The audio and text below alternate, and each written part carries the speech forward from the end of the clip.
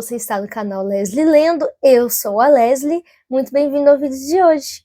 Bom, hoje nós vamos fazer como se fosse uma tag, tá? É um tipo de vídeo muito comum no Booktube, que são os livros da minha vida.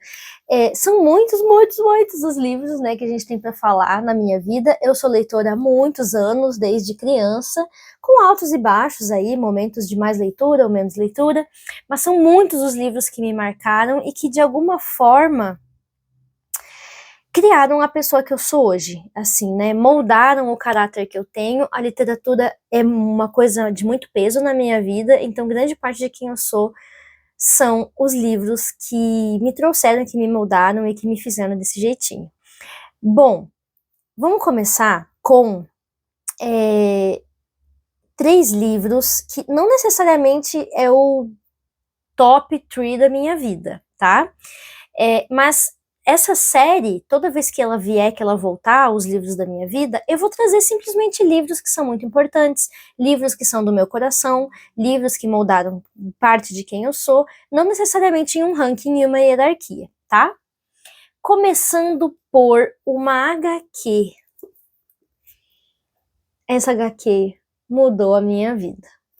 Gente, essa HQ, eu li ela, se eu não me engano, em 2016, 2017, provavelmente 2017, porque aqui tá que eu comprei ela em dezembro de 2016. E ela é muito engraçado. Eu vou fazer um comentário aqui, não sobre essa HQ, mas sobre HQs na minha vida. Eu não gosto muito de autobiografias na literatura. Eu não sou muito uma pessoa de ler autobiografia, até porque eu gosto de ler livros de ficção, e autobiografias em geral elas são não ficcionais, que é um gênero que eu não curto muito ler. Mas autobiografias em quadrinhos, eu amo. Eu acho que o tipo de quadrinho que eu mais gosto de ler são quadrinhos autobiográficos. E eu não sei explicar exatamente para vocês o porquê eu gosto tanto de ler autobiografias em HQs, mas não gosto de ler autobiografias em livros convencionais, de prosa. E esse aqui é um exemplo de um quadrinho autobiográfico. Ele é escrito pela Marjane Satrapi, ele foi originalmente publicado em francês, e essa versão que a gente tem no Brasil pela Companhia das Letras, que é o Quadrinhos na Companhia, né, o selo de quadrinhos da editora Companhia das Letras, ele foi publicado numa edição integral, porque originalmente ele foi publicado em 3 ou 4 partes, mas aqui no Brasil ele saiu já direto em edição integral. O traço da Marjane, ele é todo em preto e branco, ele é bem minimalista, tá? Olha só, ele é bem minimalista e é um quadrinho com bastante texto, bastante diálogo. E ele narra a história da autora, Marjane, por isso que ele é autobiográfico, e sua vida no Irã e também um pouco fora dele. A Marjane iraniana, ela nasce num momento histórico em que o Irã é um país laico e mais com uma liberdade individual maior, mas ela passa pelo momento da Revolução Iraniana e também da guerra contra o Iraque. E esses momentos, eles mudam completamente a vida do país. O país se torna um país fundamentalista, religioso, islâmico. Toda a liberdade de expressão, liberdade religiosa, liberdade de associação, ela é minada, principalmente para mulheres.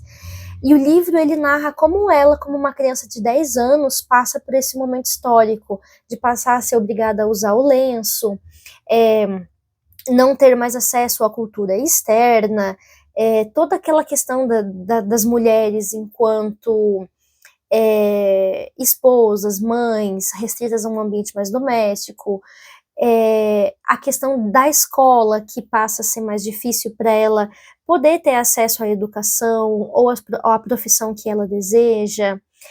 É um livro, ela tem conversas com Deus, às vezes, ela se pergunta por que a vida é daquele jeito.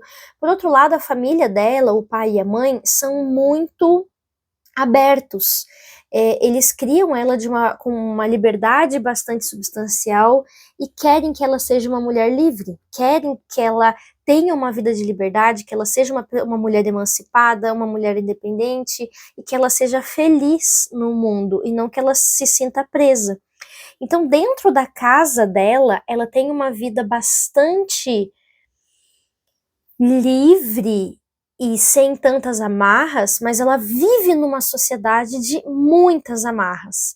Então, esse paradoxo da vida dela é muito bem trabalhado aqui no livro.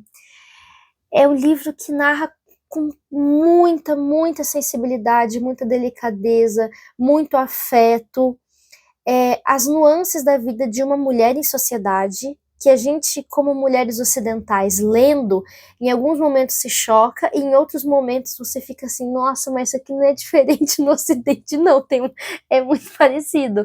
Então tem coisas absurdamente distantes, são colapsos culturais, são mundos muito diferentes, e por outro lado tem coisas que a gente se identifica em todos os lugares do mundo por ser mulher, que a gente olha, bate o olho e diz, mano, acontece também comigo numa sociedade completamente diferente. Então, é um livro muito rico, é um livro que conta a história de uma mulher buscando pela própria liberdade, buscando pela própria compreensão de si mesma. Tem um determinado momento em que a família da Marjane tira ela do Irã e manda ela para a Áustria. E ela passa perrengues absurdos na Áustria, é uma cultura que ela não conhece, é um país que ela não gosta. Ela quase morre, na verdade, é uma situação absurda, assim, que ela vai parar a viver nas ruas. E ela prefere voltar para o país dela. Ela se casa. O pai dela no Irã, né? Ela se casa no Irã. O pai dela é uma pessoa maravilhosa. E ele impõe para o marido dela, quando ela se casa, as seguintes condições. Número 1. Você tem que dar na certidão de casamento o direito a minha filha pedir o divórcio, porque no Irã as mulheres não podiam pedir o divórcio.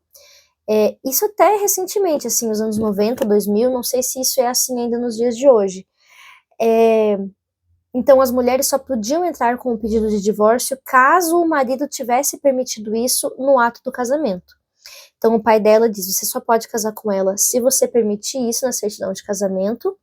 2, leva ela para fora desse país, porque aqui não tem como ela ser feliz. E 3, vivam juntos pelo tempo que se sentirem realmente felizes. A vida é curta demais para ser mal vivida. E depois ela diz aqui que o pai sempre soube que ela ia se divorciar, porque aquele cara não era certo para ela, mas ele queria que ela descobrisse isso sozinha. Então você vê assim o quanto que essa família preservou a liberdade de escolha dela, tanto no casamento, de deixá-la se casar, mesmo sabendo que ela era muito jovem, ela se casa com 20 ou 21 anos, quanto também o fato de, mesmo deixá-la se casar, permitir que ela tomasse essa decisão sozinha, sabendo que ela não ia ser feliz, que aquele não era um cara bom para ela, mas que ela tinha que descobrir isso sozinha, fazia parte da jornada individual dela. Então é um livro que eu recomendo demais.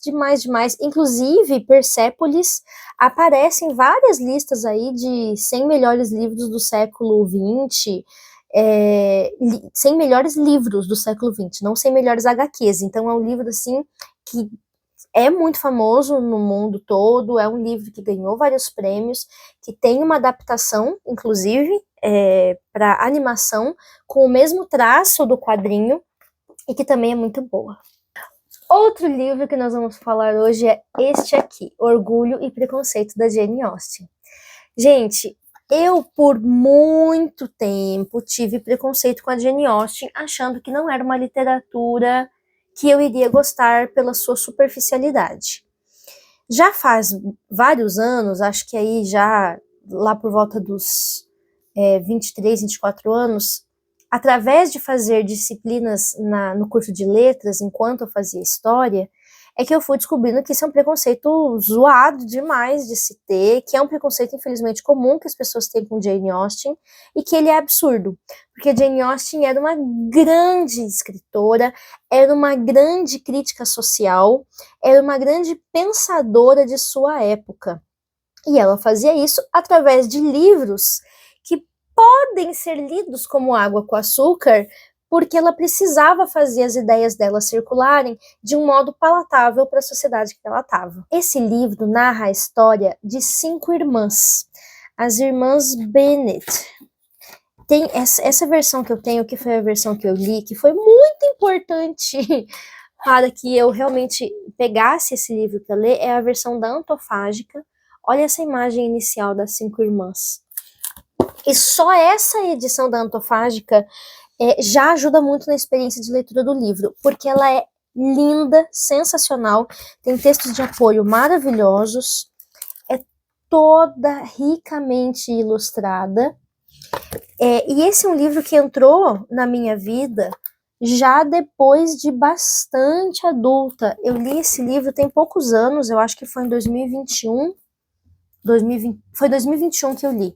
Eu sei disso porque aqui na capa eu anotei que eu comprei ele em junho de 2021, e eu lembro que ele era tão lindo que eu não consegui não pegar ele para ler na hora que ele chegou aqui em casa. Então eu com certeza li ele em junho de 21. E eu lembro que eu fui de férias para minha família no Rio Grande do Sul, e eu li ele todinho no ônibus.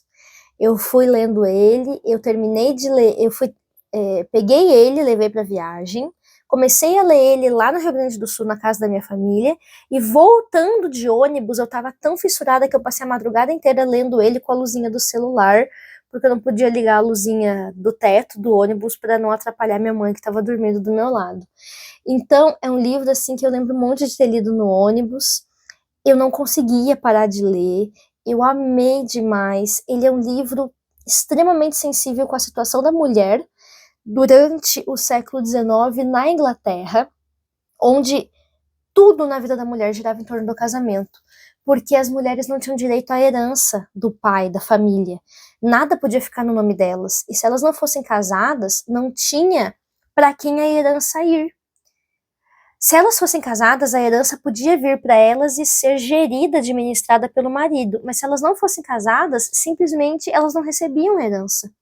Então, casar uma mulher era extremamente importante, senão você não tinha, literalmente, condições financeiras e materiais de vida, né? Então, o livro, às vezes você fica assim de saco cheio com a mãe das meninas, porque tudo que ela pensa é casamento, todos os eventos sociais, e um vizinho novo que chegou, e fofocas da vizinhança que ela quer saber para saber se tem algum pretendente novo para uma das filhas, e ela tá o tempo inteiro pensando em casar as filhas, e você diz, ai, que mulher fútil. Ela só quer que as filhas tenham pão, que as filhas tenham comida, que as filhas tenham um futuro garantido, de modo material mesmo. E é um livro maravilhoso, porque a protagonista dele, que é a Elizabeth Bennet, a segunda mais velha, ela é a segunda, não, ela é a mais velha, a Elizabeth. A segunda mais velha é a irmã mais bonita, né?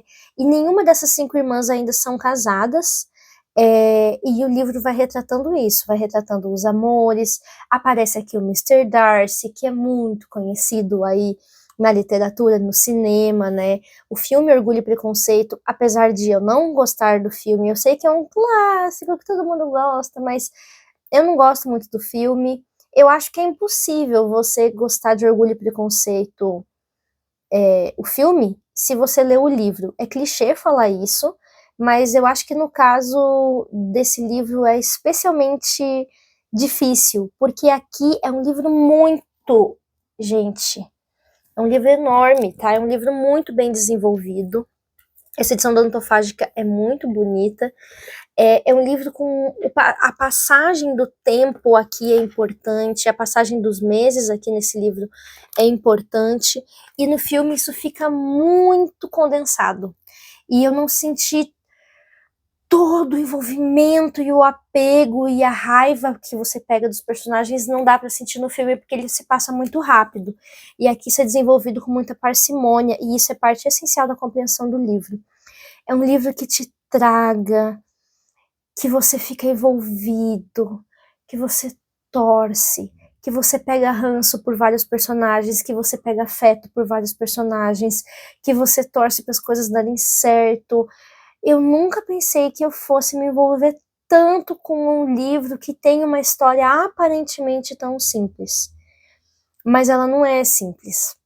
Ela é cheia de subcamadas de leitura. E você só pega isso se você lê ele devagar. Não é um livro para você engolir, você tem que ler ele devagar. Tanto é que depois que eu engoli ele, né, que eu falei para vocês que eu fui lendo no ônibus e tal, eu fiz uma releitura dele, consegui aproveitar e pegar outras camadas de leitura. É um livro que eu acho que se eu ler outras vezes, pegarei outras camadas também, porque ele é muito rico. Leiam Orgulho e Preconceito. Essa edição da Antofágica é linda, maravilhosa, recomendo ela demais. E o último livro que eu vou falar hoje para vocês é um dos grandes livros da minha vida, assim, top 1, talvez? Top 3, com certeza, tá? Existem aí 3 grandes livros que mudaram a minha vida. Esse é um deles, do top 3. E esse top 3 está sempre mudando. Então, às vezes ele é o primeiro, às vezes ele é o segundo, às vezes ele é o terceiro, às vezes ele volta a ser o primeiro de novo. O que importa é que ele é um livro perfeito e ele vai continuar sendo perfeito para sempre. 100 Anos de Solidão, do Gabriel Garcia Marques. Gente, eu falo do Gabriel Garcia Marques, eu acho que esse canal deve ter o quê? 7, 8 vídeos? Em todos os vídeos eu falei do Gabriel Garcia Marques, então assim, é meio óbvio que 100 Anos de Solidão estaria aqui. Eu não li muitos livros do Gabriel Garcia Marques. E eu tenho uma desculpa muito boa para isso, que é muito parecido com a mesma desculpa que eu tenho para os contos do Sherlock Holmes. Eu não consigo admitir que eu viva no mundo sem ter um novo livro do Gabriel Garcia Marques para ler. Eu não consigo entender essa possibilidade na minha vida. Se um dia eu ler todos os livros dele e eu não tiver mais nenhum para ler, eu acho assim que a minha vida ela vai perder metade do brilho. Então eu não posso fazer isso. Eu já li 100 Anos de Solidão, já li Crônica de uma Morte Anunciada, já li Memórias de Minhas Putas Tristes, mas eu já li 4 livros dele, tem algum aqui que eu tô esquecendo, mas tem muitos livros dele que eu não li. O Gabo tem muitos livros. O Amor nos Tempos do Cólera, que é talvez o segundo livro mais conhecido dele, é um livro que eu tô sempre me coçando para ler, mas eu digo, não é o momento perfeito. Ainda não é o momento perfeito. O momento perfeito vai chegar. Eu não sei se faz sentido, gente, desculpa se isso é muito ridículo que eu tô falando, mas o Gabo, para mim, ele é uma coisa tão importante na minha vida, ele é uma peça tão fundamental na minha existência, que eu não consigo admitir que em algum momento os livros dele vão acabar. E eu preciso me segurar, eu preciso ler pouco, para que eu sempre tenha a experiência de poder ler de forma inédita um livro do Gabo. Por muito tempo eu tive isso com os contos do Sherlock Holmes e os episódios da série clássica de Star Trek. Eu vi a série clássica de Star Trek ao longo de muito tempo, porque depois que eu vi o primeiro episódio, eu fiquei tão fascinada com aquilo foi tão importante para mim, que eu tinha que ver com parcimônia. Eu demorei mais de 2 anos para ver as 3 temporadas inteiras de Star Trek, porque eu via com parcimônia, eram pérolas, momentos de reflexão na minha vida. Eu dizia, hoje eu vou ver um episódio de Star Trek novo, que eu nunca vi. E a mesma coisa com os contos do Sherlock Holmes, né? Eu sempre queria ter um conto novo para ler, aquilo me trazia um entretenimento, aquilo me fazia ser feliz. No caso dos contos do Sherlock Holmes, não é nenhuma reflexão da vida, é só, assim, a mais pura alegria, o mais puro entretenimento, assim, que eu gostava muito. Hoje eu tenho já todos os contos do Sherlock Holmes lido, mas eu nunca li O Signo dos Quatro. Eu acho que tem um romance dele que eu nunca li, que é O Signo dos Quatro. E o resto do Sherlock Holmes eu já li, né? Já li quase inteiramente. Eu já li os 3 romances, já li todos os contos, mas faltam um dos romances.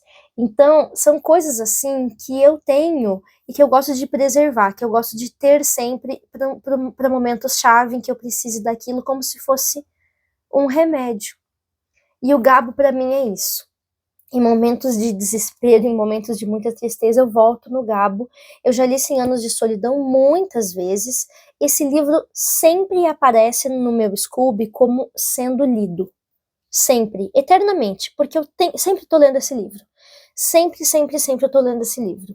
É um livro que me molda como pessoa, que me faz entender minha identidade latino-americana, que me faz entender enquanto personagem dentro de um contexto histórico, pessoa ativa dentro de uma sociedade.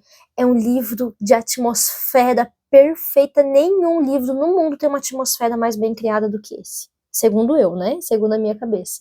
Esse livro é o livro mais atmosférico, mais imersivo que eu já li na minha vida. Ele é um livro do meu coração, eu amo ele para sempre, sempre. Eu sempre estou lendo ele constantemente. Ele nunca deixa de ser um livro em andamento na minha vida, e por isso ele é um dos maiores livros da minha vida, se não o maior, se não o mais importante.